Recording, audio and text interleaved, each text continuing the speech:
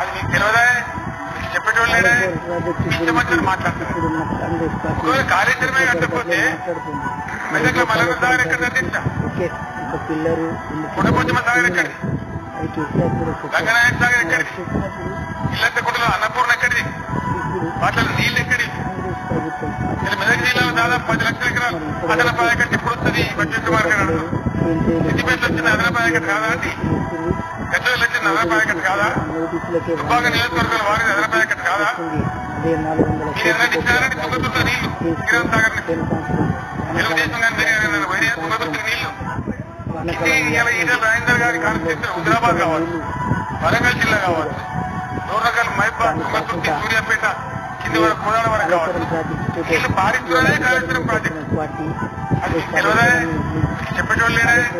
మీ ఇష్టమని మాట్లాడతారు. ఒకవేళ కాళేశ్వరమే కట్ట